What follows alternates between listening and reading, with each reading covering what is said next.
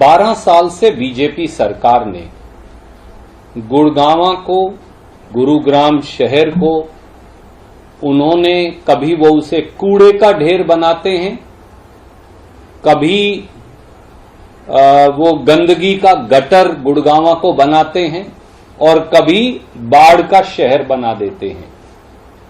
1400 करोड़ रुपया नायब सैनी जी आपने खर्च किया, बड़े बड़े दावे किए, परंतु हो क्या रहा है? स्कूल बसें फ्लड के पानी में, बारिश के पानी में बह रही हैं। बच्चे 6-6 घंटे वहां बैठे हैं, बच्चे किलकिला रहे हैं, रो रहे हैं, आंसू बहा रहे हैं, पर बच्चों तक को बचाने के लिए अब क्रेन लाकर 6-6 घंटे के बाद स्कूल बसेस को निकाला जा रहा है। ना गाड़ियां चल पा रही, ना स्कूल बसेस चल पा रही, ना लोग काम पर जा पा रहे।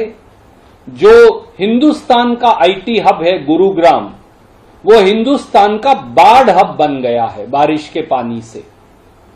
और कमाल की बात यह है कि इन सब के बीच में नायब सैनी जी जो इन्वेस्टर समिट कर रहे थे गुड़गांव में, वो खुद ही गायब हो गए और एक ऑर्डर निकाल दिया, वर्क फ्रॉम होम, यानी घर से काम करिए। मुझे लगता है गुड़गांव की एंट्रेंस पे एक बोर्ड लगा दीजिए, गुड़गांव आने वाला और गुड़गांव रहने वाला हर व्यक्ति वर्क फ्रॉम होम ही करे, घर से बाहर मत निकले, क्योंकि 50-50 करोड़ के अपार्टमेंट से जब सड़क पर पानी में पांव रखेंगे तो बह जाएंगे नदी की तरह।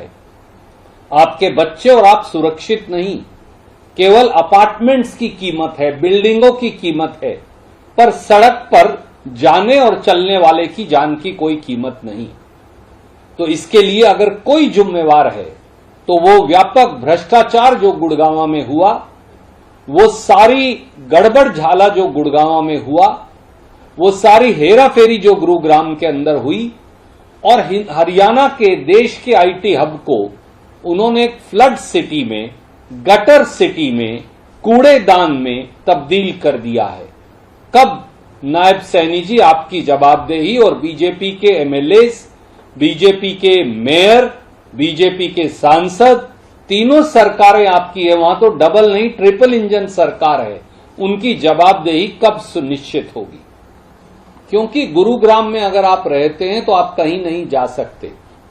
2 करोड़, 4 करोड़, 5 करोड़, 10 करोड़ का अपार्टमेंट खरीदिए और घर के पर ताला लगाकर घर के अंदर बैठिए और work from home, learn from home, teach from home, meet from home, ये करिए। सच्चाई यही है, क्योंकि सरकार आपकी जान माल की बेसिक सिविक एम्यूनिटीज की जिम्मेवारी लेने को तैयार नहीं। ये बीजेपी सरकार के निकम्मेपन का सबसे बड़ा उदाहरण है।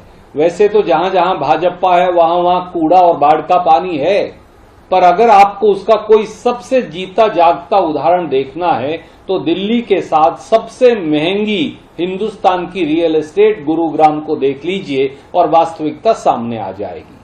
वो कहते हैं ना कि जहां जहां इन लोगों के पांव पड़े वहां वहां इन्होंने यही स्थिति कर दी।